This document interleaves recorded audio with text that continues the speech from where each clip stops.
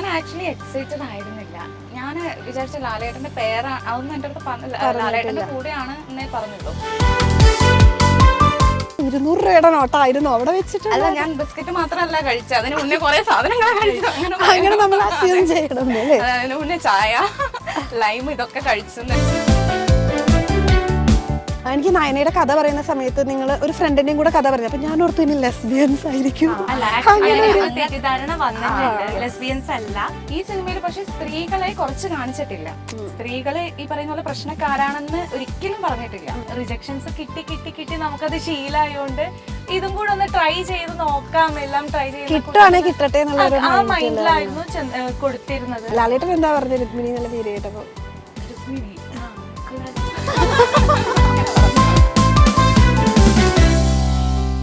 Hello everyone, ഇന്ന് നമ്മുടെ കൂടെയുള്ളത് ആഭ്യന്തര കുറ്റവാളിയിലെ 2 നായികമാരാണ്. ഹലോ, എന്തൊക്കെയാണ് വിശേഷങ്ങള്? സിനിമയാണ് വിശേഷം. ഇപ്പൊ എല്ലാരും പുറത്തിറങ്ങും മൊത്തം ഈ സിനിമയെ പറ്റിയാണോ സംസാരിക്കുന്നത്? എല്ലാവരും സിനിമയെ പറ്റി നല്ല അഭിപ്രായങ്ങളാണ് വരുന്നുണ്ട്. ഓക്കെ, ഈ പ്രൊമോഷന്റെ സമയത്ത് നിങ്ങൾ, എനിക്ക് തോന്നുന്നു മിക്കവാറും സിനിമയിലെ മെയിൽ ആണുങ്ങളായിരുന്നു കൂടുതലും പ്രൊമോഷൻ ഇരുന്നത്. അപ്പൊ അതിന്റെ പുറകിൽ ഒരു സ്ട്രാറ്റജി ഉണ്ട് എന്ന് പറഞ്ഞായിരുന്നു. അങ്ങനായിരുന്നു? അത് നിങ്ങൾ അവൈലബിൾ ആവാനിട്ടാണ്? അല്ല, ഞങ്ങൾ അവൈലബിൾ ആയിരുന്നു. അത് അവര് വെച്ചൊരു സ്ട്രാറ്റജി തന്നെ ആയിരുന്നു. കുറച്ച് മെയിൽ ഓറിയന്റഡ് ആയിട്ടുള്ള സബ്ജക്ട് പറയുന്നോണ്ട് തന്നെ സിനിമ ഇറങ്ങിയതിന് ശേഷം ഇതിലെ ഫീമെയിൽ ക്യാരക്ടേഴ്സിനെ പുറത്ത് കാണിക്കാം എന്നുള്ളത് അവരെടുത്തൊരു തീരുമാനമായിരുന്നു. അതുവരെ ആണുങ്ങൾ സംസാരിക്കട്ടെ എന്നുള്ള അങ്ങനെയല്ല, കുറച്ചുകൂടെ അവര് ഉദ്ദേശിച്ചിട്ടിരിക്കുക ഇതൊരു മെയിൽ ഓറിയന്റഡ് സബ്ജക്റ്റ് ആണ് എന്ന് വെച്ചാൽ പുരുഷപക്ഷ സിനിമ എന്ന് പറയാൻ പറ്റില്ല. പുരുഷന്മാർക്ക് വേണ്ടി സംസാരിക്കുന്ന ഒരു സിനിമയാണ്. അപ്പൊ പുരുഷന്മാർ സംസാരിക്കട്ടെ എന്ന് വിചാരിച്ച് കാണും. അങ്ങനെ ആയിരിക്കാനാ ചാൻസ് ആയിരിക്കും. ജഗദീശൻ അത് പറഞ്ഞപ്പോഴത്തേക്ക് അത് ഭയങ്കര സ്ട്രൈക്ക് ചെയ്ത് പോയിട്ടുണ്ടായിരുന്നു. അപ്പോൾ എന്തായിരിക്കും അറിയാനുള്ള ഒരു ആകാംക്ഷ നമ്മുടെ പ്രേക്ഷകർക്കും ഉണ്ടായിരുന്നു. അതുകൊണ്ടാണ് ഞാൻ അത് എടുത്ത് ചോദിച്ചത്. ഓക്കെ, തുളസിയുടെ ഫസ്റ്റ് മൂവിയാണ്. First movie. എങ്ങനെയായിരുന്നു ഇതിലേക്ക് ഓഡിഷൻ തന്നെയാണ്? ഞാൻ ഓഡിഷൻ വഴി ഇവിടെ എറണാകുളത്ത് ഓഡിഷൻ വെച്ചിരുന്നു. അങ്ങനെ ഓഡിഷൻ വന്നു, ഷോർട്ട് ലിസ്റ്റ് ആയി. പിന്നെ ലുക്ക് ടെസ്റ്റ് ഉണ്ടായിരുന്നു. അത് കഴിഞ്ഞിട്ട് പിന്നെ എനിക്ക് കുറച്ച് വെയിറ്റ് ഗെയിൻ ചെയ്യാൻ ഉണ്ടായിരുന്നു ആ ക്യാരക്ടറിലേക്ക് വേണ്ടിയിട്ട്. അതിനൊരു 1.5 മാസം ടൈം വന്നു. അങ്ങനെ വെയിറ്റ് ഗെയിൻ ചെയ്ത് ഒന്നും കൂടെ വന്ന് കണ്ടു. പിന്നെയാണ് കൺഫേം ആയത്. അപ്പൊ ഇതിലും മെലിഞ്ഞിരിക്കുമായിരുന്നു അല്ല ആ സമയത്ത്? ഞാൻ ഏകദേശം ഇത്രയും മെലിഞ്ഞിരിക്കുകയായിരുന്നു. ഞാനൊരു 7 കിലോ എനിക്ക് ഗെയിൻ ചെയ്യേണ്ടി വന്നു ക്യാരക്ടറിന് വേണ്ടിയിട്ട്. അപ്പൊ അതൊരു 1.5 മാസം ടൈം എടുത്തിരുന്നു. 1.5 മാസം കൊണ്ട് അത്രേ കിട്ടിയുള്ളൂ ടൈം. ഷൂട്ട് പെട്ടെന്ന് തുടങ്ങണം എന്നുള്ളതുകൊണ്ട് പിന്നെ അവര് കൺഫേം ആക്കിയിരുന്നില്ല. 4 പേരെ ഷോർട്ട് ലിസ്റ്റ് ചെയ്തിരുന്നു. അപ്പൊ അവര് കുറച്ചുകൂടെ ഫേസ് ആവശ്യം എന്റെ ആയിരുന്നു. പക്ഷെ ഞാൻ ആ ഒരു ഏജിലേക്കും അവരുദ്ദേശിച്ച ക്യാരക്ടറിന്റെ ഒരു ആ ഫിസിക്ക്, നയന എന്ന് പറയുന്ന ക്യാരക്ടറിനുള്ള ഒരു ഫിസിക്ക് ഡയറക്ടറുടെ മൈൻഡിലുണ്ടായിരുന്നു. അതിലേക്കൊന്ന് ട്രൈ ചെയ്യുമെന്ന് ചോദിച്ചു. അപ്പൊ ആ ടൈം കിട്ടിയപ്പോ ഞാൻ അത് ചെയ്തു നോക്കി. അങ്ങനെ advocate Anila Pavi care taker കഴിഞ്ഞിട്ടാണ് ഇതിലേക്ക് വരുന്നത്. അപ്പൊ ആ സിനിമയിൽ നിന്നുള്ള അത് കണ്ടിട്ടായിരുന്നു ഇതിലേക്ക് കോൾ വരുന്നത്? അത് കണ്ടിട്ടാണ് ഇതിലേക്ക് കോൾ വരുന്നത്. അപ്പം സേതുചേട്ടൻ ഡയറക്ടർ എൻ്റെ അടുത്ത് വന്നിട്ട് ഇങ്ങനെ സ്ക്രിപ്റ്റ് പറഞ്ഞു. അപ്പോ ഈ എന്റെ ക്യാരക്ടർ അപ്പൊ 2 ഫീമെയിൽ നായികമാരുണ്ട്. അപ്പൊ ഞാൻ ചോദിച്ചു. അപ്പൊ എന്റെ അടുത്ത് ഏത് ക്യാരക്ടറാണെന്ന് പറഞ്ഞിട്ടുണ്ടായിരുന്നില്ല. കഥ മൊത്തമായിട്ട് ഇങ്ങനെ പറഞ്ഞു. സ്ക്രിപ്റ്റ് വായിക്കാൻ സ്ക്രിപ്റ്റ് എന്റെ അടുത്ത് പറയാണ് ചെയ്തത്. എനിക്ക് വായിക്കാന്നുള്ളത് വന്ന് പറഞ്ഞിട്ട് അപ്പൊ ഞാനിങ്ങനെ ഡൗട്ടായി ഏത് ക്യാരക്ടറിലേക്കാണോ വിളിക്കുന്നേ.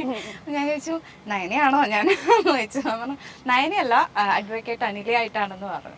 അങ്ങനെ എനിക്ക് അഡ്വക്കേറ്റ് അനില എനിക്ക് ആക്ച്വലി ഇഷ്ടപ്പെട്ടിട്ടുണ്ടായിരുന്നു. പറഞ്ഞപ്പോ തന്നെ ഒരു നയന ചെയ്യണമെന്നായിരുന്നു ആഗ്രഹം.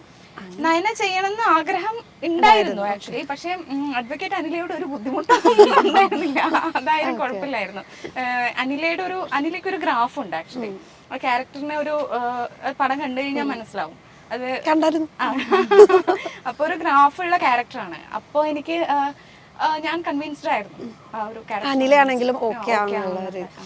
അതുപോലെ നമ്മൾ ഈ സിനിമയ്ക്കകത്തുള്ള ചെറിയ മിസ്റ്റേക്സുകളൊക്കെ ആളുകൾ കാണിക്കുമല്ലോ, എടുത്തു പറയുമല്ലോ. അപ്പൊ നമ്മൾ ചായ കുടിക്കുന്ന ഒരു സീൻ ഉണ്ടല്ലോ, ബിസ്ക്കറ്റ് മാത്രമാണോ കഴിക്കുന്നതെന്ന് ചോദിക്കുന്നത്. അപ്പൊ ഇങ്ങനെ ഒരു പൈസ അവിടെ വെക്കുന്ന ഒരു സീനല്ലേ, അപ്പൊ 200 രൂപയുടെ നോട്ടം കണ്ടാണ് അവിടെ വെച്ചേക്കുന്നത്. അപ്പൊ ആള് താഴെ കമന്റ് ചെയ്തേക്ക ഏത് പാക്കറ്റ് ബിസ്ക്കറ്റിനാ 200 രൂപ? അത് 20ആയിരുന്നോ?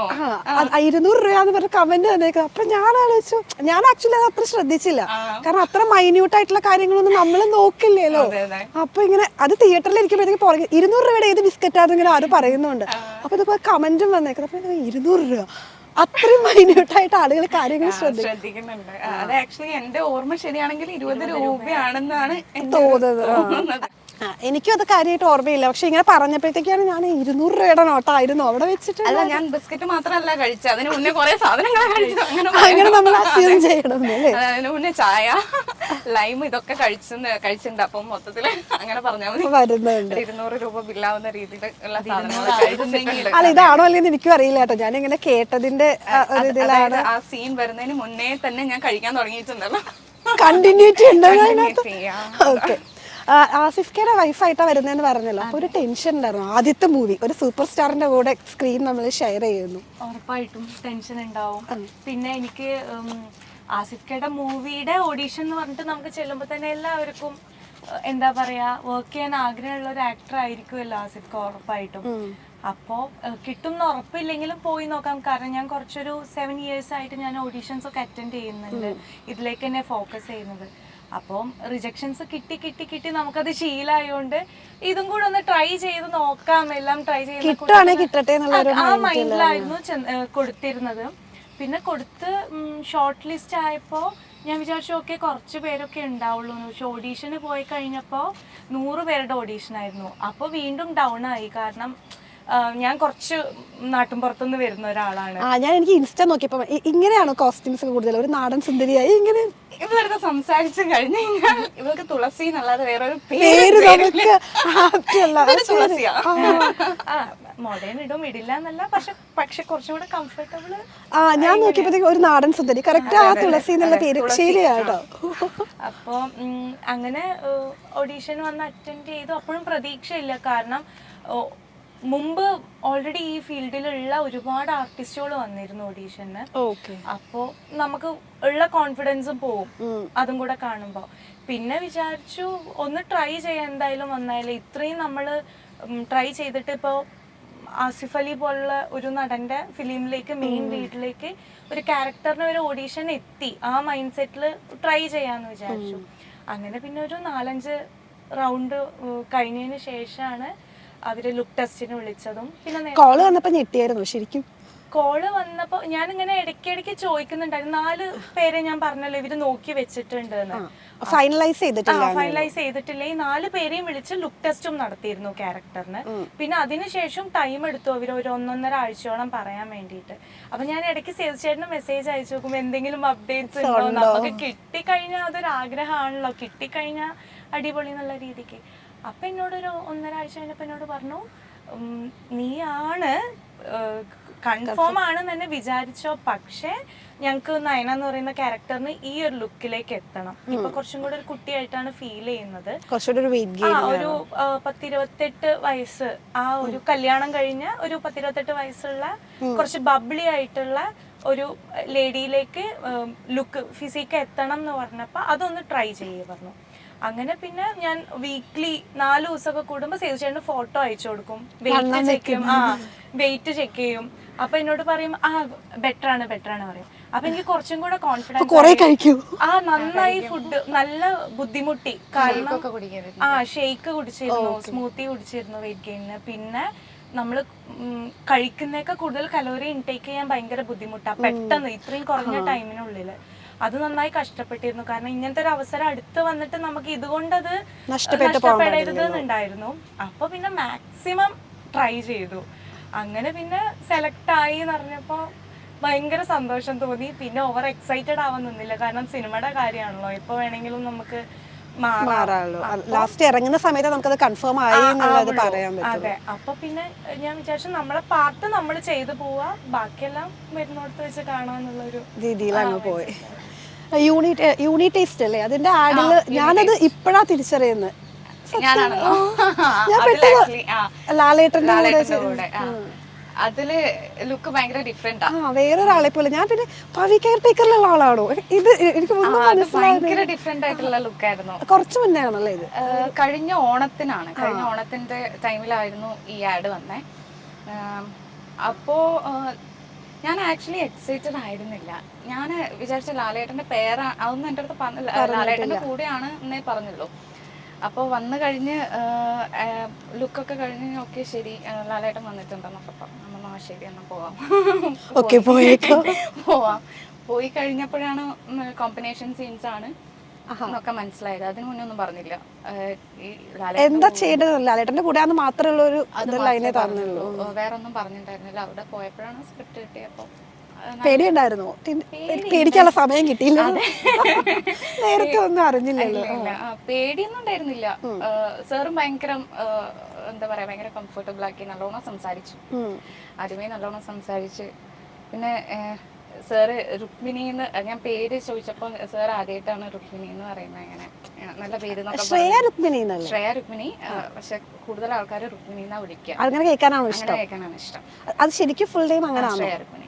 ഓക്കെ, ഞാൻ ഓർത്ത് അമ്മയുടെ പേരെങ്ങാനും. അല്ല, രുക്മിണി എന്ന് പറയുന്നത് ആക്ച്വലി അമ്മമ്മയുടെ പേരാണ്. ഓക്കെ, അങ്ങനെ വന്നതാണ്. ഒഫീഷ്യലി അത് തന്നെ.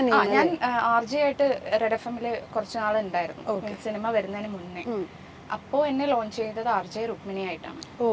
കൊച്ചിയിൽ ആക്ച്വലി ഞാൻ RJ രുക്മിണി എന്ന് പറഞ്ഞിട്ട് എന്നെ അറിയാം, ആളുകൾക്ക് അറിയാം. അപ്പോ ഒബ്വിയസ്ലി രുക്മിണി എന്ന് വിളിക്കുന്നുണ്ട്. അപ്പൊ അങ്ങനെ രുക്മിണി എന്ന് വിളിച്ചേക്കാൻ എനിക്ക് ഇഷ്ടം പേഴ്സണലി. പക്ഷെ ഓക്കെ, ലാലേട്ടൻ എന്താ പറഞ്ഞത് രുക്മിണി എന്നുള്ള പേര് കേട്ടപ്പോ? രുക്മിണി അങ്ങനെ പറഞ്ഞു. ഓക്കെ, എനിക്കൊരു കുറച്ച് പഴയൊരു പേരുമാണ്, എന്നാ ഇപ്പോഴും അതിങ്ങനെ നിൽക്കുന്ന ഒരു രസമുള്ള ഒരു പേരാണ്. എനിക്ക് പവി കെയർ ടേക്കറിൽ ദിലീപേട്ടൻ്റെ കൂടെ ആയിരുന്നു, ഇപ്പോൾ ആസിഫ്ക്കയുടെ കൂടെ, എല്ലാം സൂപ്പർ സ്റ്റാർസിന്റെ കൂടെ. ഇപ്പൊ ലാലേട്ടൻ്റെ കൂടെ ആഡ് ചെയ്യുന്നു. സ്റ്റാർട്ടിങ്ങിൽ കരിയറിന്റെ സ്റ്റാർട്ടിങ്ങിൽ തന്നെ ഓക്കെ, കരിയറിന്റെ സ്റ്റാർട്ടിങ്ങിൽ തന്നെ എല്ലാം സൂപ്പർ സ്റ്റാർസിന്റെ കൂടെ ഷെയർ ചെയ്യാനുള്ള ഒരു അവസരമാണ് കിട്ടിയത്. അപ്പൊ അത് ആക്ച്വലി ഒരു ടെൻഷനാണോ അതോ ഒരു ഹാപ്പിയാണ്? അല്ല, ഇനിയിപ്പോ നമ്മൾ മുന്നോട്ട് പോകുന്തോറും അതൊരു ഇത്രയും ആളുകളുടെ കൂടെ അഭിനയിച്ച് വന്നതാണ് എന്നുള്ളതിന്റെ ഒരു ടെൻഷനുണ്ടോ? ഇല്ല, അങ്ങനെയില്ല. പക്ഷേ അങ്ങനെ ഒരു അവസരം കിട്ടുക എന്ന് പറയുന്നത് ഒരു ലക്ക് ഫാക്ടർ കൂടെയാണല്ലോ. എൻ്റെ ആദ്യത്തെ സിനിമ ഞാൻ ഒരിക്കലും വിചാരിച്ചിട്ടില്ല ദിലീപേട്ടൻ്റെ കൂടെയാണ് ചെയ്യാൻ പറ്റുക എന്നുള്ളത്. അത് ഭയങ്കര ഗ്രാറ്റിറ്റ്യൂഡ് അങ്ങനെ സംഭവിച്ചത്.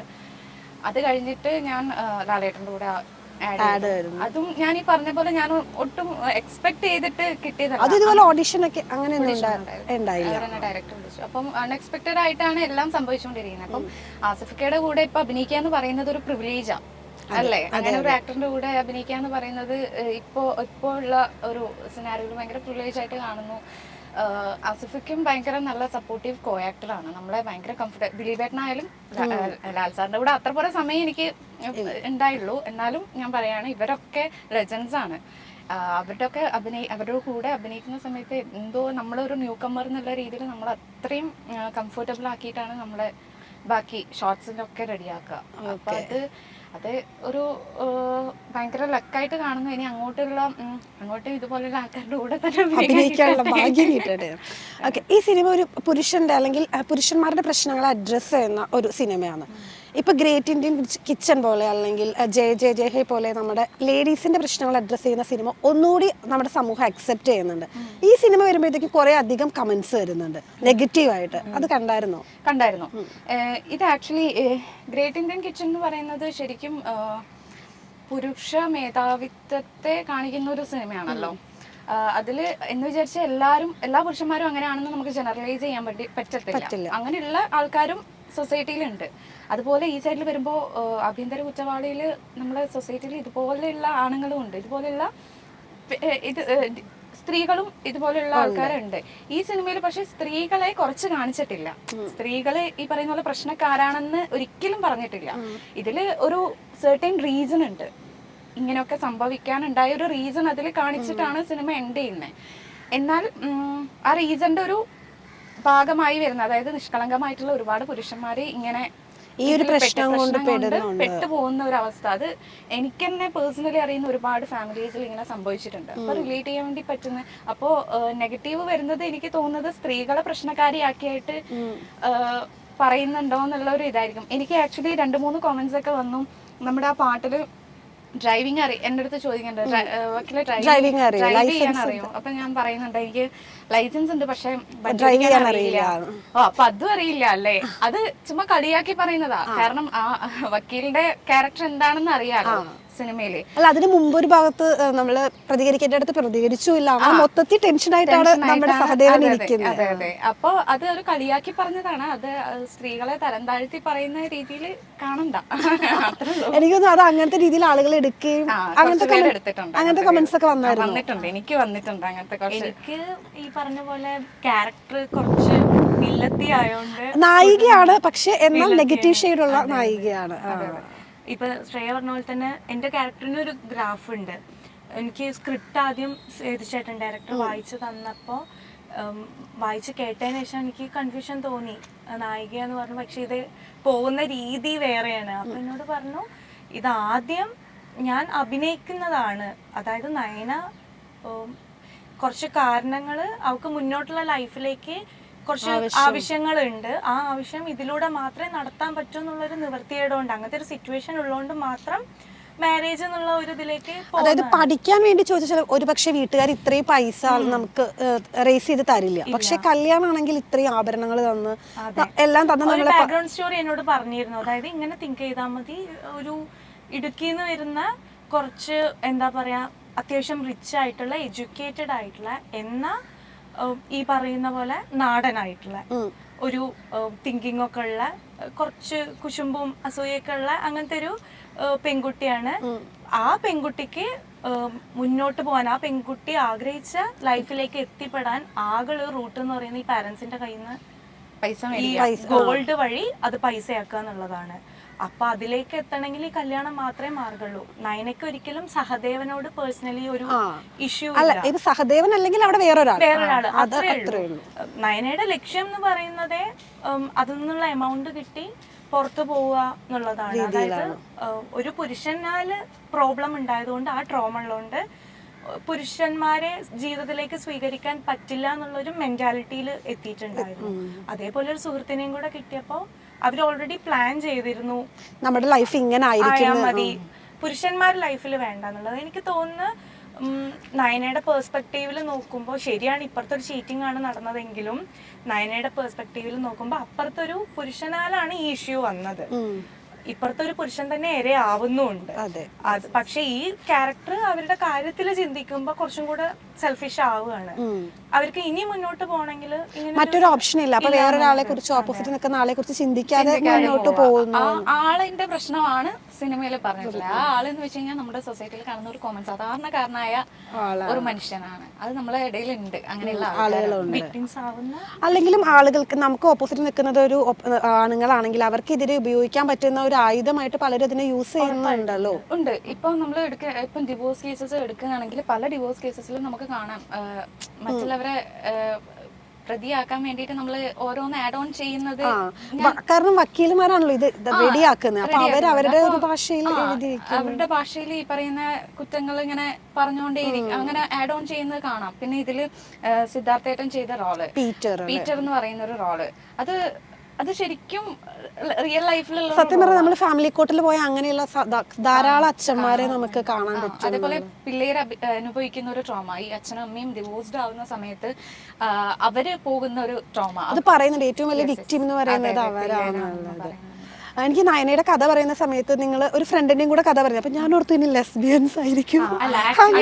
തെറ്റിദ്ധാരണ വന്നിട്ടുണ്ട്. ലെസ്ബിയൻസ് അല്ല, മേ ബി ഈ കഥ പ്ലാൻ കുറച്ച് മുമ്പ് ഇറങ്ങേണ്ട ഫിലിം ആയിരുന്നു. അപ്പോൾ പ്ലാൻ ചെയ്ത സമയത്ത് ഇനി അവർക്ക് അങ്ങനത്തെ തോട്ട് പോയോന്നറിയില്ല. പക്ഷെ പിന്നീട് അത് സ്ക്രിപ്റ്റ് ഇങ്ങനെയായി വന്നപ്പോൾ ഒരു രണ്ട് സിറ്റുവേഷന് കാരണമാവുന്നത് ഒരു, അതായത് രണ്ടുപേർക്കും സിമിലർ ട്രോമാസ് ഉണ്ട്. സിറ്റുവേഷൻസ് വേറെയാണ്, അവരത് ഷെയർ ചെയ്യുന്ന, അവർക്ക് ഒരുമിച്ച് താമസിക്കാൻ പറ്റുമ്പോൾ അവർ തമ്മിലുള്ള ഒരു ബോണ്ട്. അപ്പൊ അവരെടുക്കുന്ന തീരുമാനമാണ് ഓക്കെ ഒരു പുരുഷൻ ലൈഫിൽ വന്നു കഴിഞ്ഞാൽ ഇനിയും അവസ്ഥ ഇതായിരിക്കും എന്നുള്ള. അതിൽ ആസിഫ് തന്നെ പറയുന്നുണ്ട് ഒരു ഡയലോഗ്, മുൻകൂട്ടി വിധിച്ചിട്ട് ഒരാളുടെ ലൈഫിലേക്ക് പോവാന്നുള്ളത്. അത് അവര് അനുഭവിച്ച മെന്റൽ ട്രോമയുടെ ഭാഗമായിട്ടായിരിക്കും ഇങ്ങനെ. എനിക്ക് തോന്നി ഇങ്ങനത്തെ പല പെൺകുട്ടികളിലും ചിലപ്പോൾ ആ ട്രോമകൾ ഉണ്ടാവാനുള്ള ചാൻസ് ഉണ്ട്. ലൈഫിൽ ഇങ്ങനത്തെ ആരെനെ കൊണ്ടെങ്കിലും ഇങ്ങനത്തെ ഒരു ബുദ്ധിമുട്ട് ഉണ്ടായിട്ടുണ്ടെങ്കിൽ പിന്നീട് അവർക്ക് ഏതൊരു പുരുഷനെ കണ്ടാലും മേ ബി അങ്ങനത്തെ ഒരു ഫീൽ തോട്ട് വരും. അത് ഇൻബിൽഡ് ആയിട്ട് അവർക്ക് വന്നു പോകും. അപ്പോ ഈ പറഞ്ഞ പോലെ ഇതൊരു രണ്ട് ഒരേപോലത്തെ സിറ്റുവേഷനിൽ വന്ന രണ്ട് ഫ്രണ്ട്സ്, അവര് പുതുതായി കണ്ടുമുട്ടി, പിന്നെ ഫ്രണ്ട്സായി, അവര് കോളേജിൽ നിന്നേ മുന്നേ എടുക്കുന്ന ഒരു തീരുമാനം അത്. പക്ഷെ ചിലവര് കണ്ടപ്പോ അവർക്ക് തോന്നിയത് ലെസ്ബിയൻസ് ആണ്. അത് ആ സ്റ്റോറി ഇങ്ങനെ പറഞ്ഞു തുടങ്ങുമ്പോ, കാരണം നിങ്ങൾ തമ്മിൽ വേറെ റിലേഷൻസ് ഒന്നും വരുന്നില്ല, ഹസ്ബൻഡ് ആൻഡ് വൈഫ് എന്നുള്ള രീതിയിൽ, അപ്പൊ ഇനി അങ്ങനെ ആയിരിക്കുമോ എന്നുള്ളൊരു ആ ഒരു ഫാക്ടർ കൂടെ ട്രോമയിൽ നിന്ന് വരുന്നതാ. വേറൊരു പുരുഷൻ എന്നെ തൊടണ്ടെന്നുള്ള ഒരു സംഭവം വരുന്നതും ആ കുട്ടിയുടെ ട്രോമയിൽ നിന്ന് വരുന്നതാ. ട്രോമ ബേസ്ഡ് ആണ് മൊത്തത്തിൽ ഇവര് രണ്ടുപേരും. ആതിരയാണ് ആ ക്യാരക്ടർ ചെയ്തത്, അവള് നന്നായിട്ട് ചെയ്തിട്ടുണ്ട്. അവള് പ്രൊമോഷൻ, അതെ അതെ, ആതിരയ്ക്കും ഇവൾക്കും ഉള്ള ആ ഒരു ട്രോമ കാരണം ഇവർ ബോണ്ട് ആവുന്നതാണ്, അല്ലാതെ ഇവര് ലെസ്ബിയൻസോ ഫ്രണ്ട്സ് ആണ്. ഓക്കെ, അത് നമുക്ക് സിനിമ കാണുമ്പോഴത്തേക്ക് അത് മനസ്സിലാവുകയും ചെയ്യും. അതേപോലെ അഡ്വക്കേറ്റ് അനില ലാസ്റ്റ് ഇങ്ങനെ അവിടെ നിന്ന് ടാറ്റ കൊടുക്കുന്ന ഒരു സീൻ ഉണ്ടല്ലോ നമ്മൾ ക്ലൈമാക്സിൽ വരുന്നത്. അപ്പോൾ ഈ ആസിഫ്ക്കും അനിലയും ഒന്നിക്കോ, അല്ലെങ്കിൽ സഹദേവനും അനിലയും ഒന്നിക്കോ എന്നുള്ളൊരു, അതാണോ അത് ഉദ്ദേശിക്കുന്നത്? അങ്ങനെ വേണമെങ്കിൽ എടുക്കാം,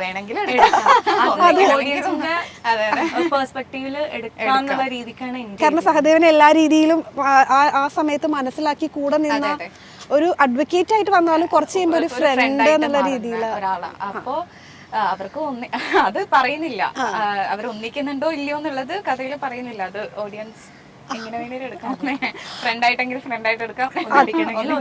അതെ, അതേപോലെ ആസിഫ് കോട്ടയിൽ കയറി നിൽക്കുന്ന സമയത്ത് അനില മിണ്ടില്ല, എന്തെങ്കിലും പറയാനുണ്ടോ ചോദിക്കുമ്പോൾ ഒന്നും പറയാനില്ല. ആ സമയത്ത് തിയേറ്ററിൽ ഭയങ്കര എല്ലാവരും ആസിഫിക്ക് വേണ്ടി ഒന്നും സംസാരിക്കുന്നില്ല. തിയേറ്ററിലെ ഫസ്റ്റ് ദിവസം പോയായിരുന്നു, എങ്ങനെ ഉണ്ടായിരുന്നു? അപ്പൊ ആ സീൻ വന്നപ്പോ ആക്ച്വലി ചിരി ഉണ്ടായിരുന്നു കുറച്ച്, ഞാൻ അത് എക്സ്പെക്ട് ചെയ്തില്ല. എല്ലാവരും ചിരിച്ചു ആക്ച്വലി. അപ്പൊ അതിലൊരു കോമഡി പെർസ്പെക്റ്റീവും കൂടെ വർക്കായി എന്ന് പറയുന്നത് ഒരു ബോണസ് ആണ്. കാരണം അതുവരെ അത്രയും ബോൾഡായി നിന്നിരുന്ന ഒരാള് പെട്ടെന്ന് ഒരു സെക്കൻഡിൽ തിരിച്ച് ഇങ്ങനെ പ്രതികരിക്കുന്ന ആരും എക്സ്പെക്ട് ചെയ്യുന്നില്ല. അതെന്ന് പറഞ്ഞാൽ അതില് ഒരു ഗ്രാഫ് ഉണ്ട് ആ ഒരു ക്യാരക്ടറിന്. എനിക്ക് ഇൻഫാക്ട് എനിക്കൊരു റെഫറൻസ് തന്നിട്ടുണ്ടായിരുന്നു സ്റ്റേജ് ചേട്ടൻ, നമ്മുടെ വീണ്ടും ചില വീട്ടുവിശേഷങ്ങളാണോ വീണ്ടും ചില വീട്ടുകാര്യങ്ങൾ, ജയറാമേട്ടൻ, അതിലെ സംയുക്ത വർമ്മേനെ ആയിരുന്നു എനിക്ക് റെഫറൻസ് തന്നത്. അതിലെ ആ ഒരു ബോൾഡ് നേച്ചറും എന്നാ വേഗം പെട്ടെന്ന് കരയുന്നതും അങ്ങനെയുള്ള ഒരു അതായിരുന്നു എന്റെ ഒരു റെഫറൻസ് ആയിട്ട് എനിക്ക്. ഭാവന എന്തോ പേര്, അതെ, ഭാവന ക്യാരക്ടർ അതായിരുന്നു എന്റെ റെഫറൻസ് ഉണ്ടായിരുന്നത്. ഓക്കെ, അപ്പൊ ആ സിനിമ ഇത് കണ്ടു? സിനിമ പണ്ടേ കണ്ടിട്ടുണ്ട്, ഒന്നുകൂടെ റെഫറൻസിന് വേണ്ടി ഒന്നുകൂടെ ഇരുന്ന് എല്ലാം കണ്ടു. പിന്നെ ഒരു കാര്യം കൂടെ ഞാൻ ചോദിക്കും, പവി കെയർ ടേക്കറിൽ ദിലീപേട്ടൻ്റെ കുറേ പ്രശ്നങ്ങൾ ഇപ്പോൾ നമുക്കറിയാലോ. അപ്പം ദിലീപേട്ടൻ്റെ നായികമാർ എന്ന് പറഞ്ഞാൽ പവി കെയർ ടേക്കറിൽ കുറേ നായികമാരെ ഇൻട്രൊഡ്യൂസ് ചെയ്തേക്കുന്നത്. അപ്പോൾ അതിൻ്റെ താഴെ നിങ്ങൾക്കെതിരെ കുറേ നെഗറ്റീവ് കമൻസ് വന്നിട്ടുണ്ടായിരുന്നു.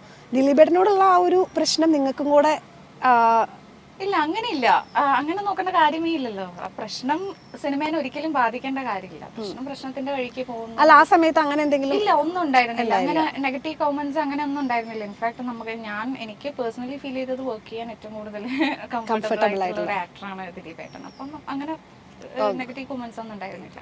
ഓക്കെ, ഇനി പുതിയ പ്രൊജക്ട്സ് ഏതൊക്കെയാണ്? കറന്റ്ലി ഇപ്പൊ ഒന്നും വന്നിട്ടില്ല. ഇതിപ്പോ റിലീസായി 1 വീക്ക് ആവുന്നല്ലേ, നോക്കാം വരുന്നുണ്ടോ അത്.